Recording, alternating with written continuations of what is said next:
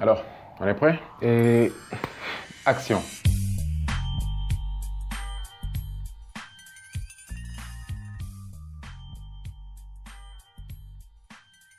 Un sujet qui me passionne quand même, dans tout le domaine de l'entrepreneuriat, c'est maintenant les possibilités qu'Internet et les nouvelles technologies de communication et d'information amènent aux entrepreneurs. Parce que l'un des plus gros obstacles, la chanson, le plus gros refrain, c'est « on n'a pas d'argent pour entreprendre ».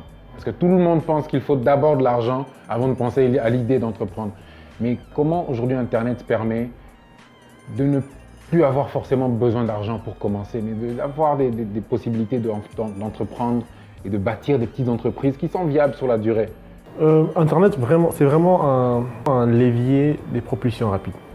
Ça permet aux jeunes qui sont au fin fond de Ngaba, par exemple, de créer une page Facebook, de prendre des photos des produits ramenés la veille par sa tante qui revenait de Dubaï. Il prend des photos, il place dessus, la tante vend le produit à 10 $, lui revend le produit à 15 $, il a des commandes, il prend le même produit qu'il va livrer, il récupère ses 5 $, et du coup il tourne avec ça. Et ça c'est grâce à Internet.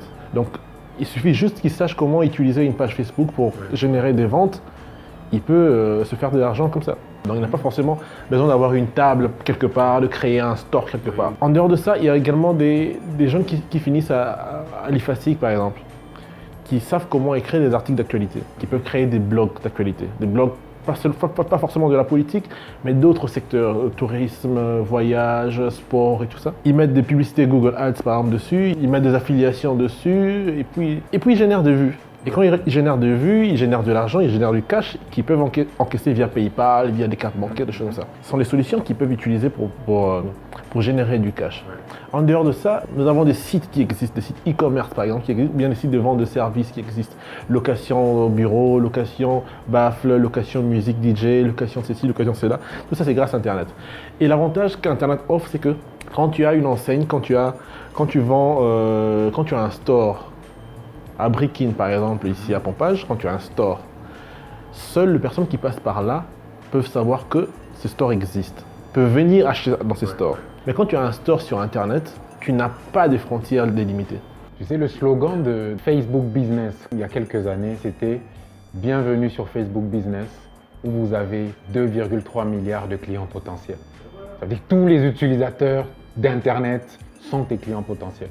Tu peux vendre à quelqu'un qui est partout dans le monde, tu peux écrire un livre que tu mets sur Amazon et qui te rapporte de l'argent pendant que tu dors. Tu n'as plus besoin de voir ton consommateur, il n'a pas besoin de savoir où tu es. Donc, tu peux être en petite culotte chez toi dans ta chambre et être en train de gagner de l'argent. Tu gagnes de l'argent, tu génères du cash, tu mets en relation le fournisseur, l'acheteur, tu mets en relation, tu récupères tes commissions dessus. Donc c'est ça les forces d'Internet. Et c'est ça que nous devons comprendre. Le monde actuel, il est tourné autour de la puissance du numérique. Je donne l'exemple. Les GAFA, par exemple, Google, Amazon, Facebook et Apple, ils ont le soutien de leur pays pour conquérir le monde. Et grâce à ça, les États-Unis imposent le monde. Ouais. En Afrique, il y a ce modèle-là qui existe également. Nous avons le Nigeria qui impose, nous avons le Kenya qui impose, le Nigeria avec Iroko, par exemple. Oui, oui. Avec Jumia, nous avons le Kenya avec M-Pesa, nous avons l'Afrique du Sud qui impose, et maintenant c'est le Rwanda qui impose, parce que tous les sommets passent au Rwanda. Donc ils ont tous compris que grâce au numérique, ils peuvent s'imposer à travers l'Afrique. Alors nous également en RDC, nous devons comprendre que c'est l'ère de la digitalisation. Il faut que nous ayons un service qui nous permet, un service de qualité bien sûr, que nous offrons à toute l'Afrique ou à tout le monde, qui nous permet de nous imposer aussi, d'avoir une certaine puissance, une certaine force, d'avoir des datas que nous pouvons analyser. Et l'Internet, déjà avec le privé, les jeunes, nous autres, nous avons compris que l'Internet c'est un levier de vente des biens et des services, c'est un levier des promotions efficaces, de façon individuelle ou bien de façon professionnelle, et que nous pouvons utiliser pour atteindre le maximum de gens possible. Tout le monde vend sur Internet aujourd'hui, et ça c'est une bonne chose. Maintenant, il faudrait que l'État suive. Je viens tout à l'heure de discuter je viens d'un rendez-vous avec un gestionnaire de la SFPT par exemple pour discuter autour de la vente du point CD, qui normalement doit passer à 20 $ bientôt. Et ça, ce sont des initiatives que nous prenons pour échanger avec eux, pour leur prouver que, écoutez, si vous voulez gagner à l'unité, vous allez perdre. Mais si vous voulez gagner au volume, vous allez gagner. À l'unité, vous vendez combien de points de nom de domaine.cd? Ils en vendent une dizaine par jour. Mais si, c'est parce que vous vendez à 65 $. Mais si vous vendez à 20 $, vous allez en vendre une centaine. Quand vous calculez le rendu, c'est différent. Combien de gens créent des sites internet.com tous les jours en RDC?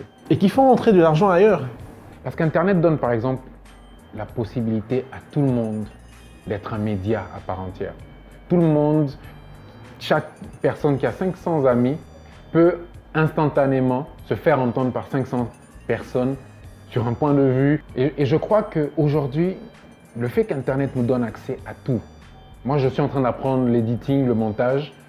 Il y a aujourd'hui le nombre d'applications qu'on a pour éditer une photo, créer un flyer, créer un logo. Tout le monde, il n'y aura plus besoin forcément d'avoir 10 000 employés dans une entreprise pour qu'une entreprise tourne. Tout le monde peut aujourd'hui être son propre patron et son propre employé dans tous les domaines et minimiser sur des coûts. Mais tout ça nous enlève, je pense, les excuses de ne plus pouvoir entreprendre parce que c'est compliqué, c'est dur, on n'a pas de moyens, les banques ne nous accompagnent pas. Quand on va sur Internet, Internet c'est un monde qui est ouvert à tout le monde, mais c'est aussi un monde dangereux. Quand on va sur Internet, il faudrait comprendre Internet d'abord. Quand on vend sur Internet, il faut savoir qu'il faut sécuriser sa vente, avec soit des certificats de sécurité si on a un site Internet, soit des technologies qui permettent à ce que ton argent te soit rendu. Ceux qui achètent sur Internet, sachent qu'ils achètent sur des plateformes sécurisées, parce qu'il ne faut pas acheter sur n'importe quel site, parce qu'on peut te picher le numéro de ta carte bancaire et puis l'exploiter à d'autres fins, et t'es débité carrément tout ton compte. Donc, c'est vrai que c'est une vraie opportunité, mais c'est aussi un danger si on ne connaît pas Internet, si on ne comprend pas Internet. Là, la connaissance est primordiale. Mais cette connaissance peut être aussi vendue par des jeunes qui connaissent bien Internet. Par des jeunes qui utilisent Facebook depuis 5 ans, qui achètent des noms de domaine sur Internet ou bien des histoires sur Amazon depuis 5 ans, qui savent comment acheter, sur quel site il faut acheter, comment il faut comprendre Internet, qu'est-ce qu'est le mail, qu'est-ce qu'est le spam, tout ça. Donc du coup, ça offre également d'autres emplois aux jeunes, des emplois de formation aux vieux de 50 ans qui n'ont pas le réflexe de la génération Internet. Raison pour laquelle je dis que l'entrepreneuriat de jeunes peut marcher si les jeunes prennent conscience de leur capacité, de leur potentialité, de leur opportunité qu'ils ont maintenant. Parce que le vieux d'aujourd'hui, ils ne connaissent pas Snapchat, ils ne connaissent pas Instagram. Et ils ne savent même pas comment utiliser LinkedIn. Alors que le jeune, lui, il a accès à tout, il sait comment exploiter. Sauf que quand il va sur Internet, lui, c'est d'abord les vidéos. La consommation. J'ai lu un article, je crois hier, qui disait comment l'humanité, pour la première fois dans son histoire depuis longtemps, en tout cas c'est peut-être 5-6 dernières années, est arrivée au point de consommer plus qu'elle ne produit. Donc l'humanité est en train de s'endetter quelque part. Tu vois, on consomme de loin plus qu'on produit. Et moi je le vois, que ce soit dans l'utilisation d'Internet et des réseaux sociaux, les gens ne sont que dans la surconsommation aujourd'hui. Et ça coûte quand même. Ça coûte le fait qu'on passe moins de temps à savoir comment Internet fonctionne réellement. Les gens qui passent 8 heures sur Internet, généralement, ils sont 8 heures sur Facebook, ils sont 8 heures sur Instagram. Pose-lui la question, combien d'heures tu as utilisé pour apprendre d'Internet? Parce que quand tu as fait 8 heures sur Internet, tu as envoyé des messages, tu as liké des photos, tu as posté toi-même aussi. Mais en retour, Internet t'a donné quoi pendant ces 8 heures? Qu'est-ce que tu as gagné pendant ces 8 heures? Ce sont des vraies discussions qu'il faut avoir avec les jeunes congolais d'aujourd'hui. Il faut vraiment leur expliquer qu'Internet n'est pas carrément un outil de consommation. Ça peut être aussi un outil qui te permet de générer de la relation, du réseau, de générer du cash, de générer de la connaissance. Parce que surtout que l'accès à Internet est en train il va exploser. Hein. Il va exploser grâce notamment à la compétition interne, tous les télécoms qui se battent chacun pour gagner des parts de marché. Aujourd'hui, par exemple, Facebook a 2 millions 400 000 utilisateurs sur Kinshasa. Et tu imagines que c'est carrément un réflexe aujourd'hui. Quand tu as quelqu'un qui veut un individu qui veut avoir Internet aujourd'hui, c'est parce qu'il veut avoir soit WhatsApp, c'est parce qu'il veut avoir soit un compte Facebook. C'est pas parce qu'il veut avoir Wikipédia. C'est pas parce qu'il veut avoir... Nous, à l'époque, on allait sur Internet parce qu'on voulait avoir une adresse email Yahoo, ou bien parce qu'on voulait On voulait avoir des informations sur Média Congo parce qu'à l'époque, on cherchait du travail et tout ça. Encore Média Congo, félicitations. Parce que c'est un site vraiment qui est resté dans nos minds comme la référence du site internet congolais.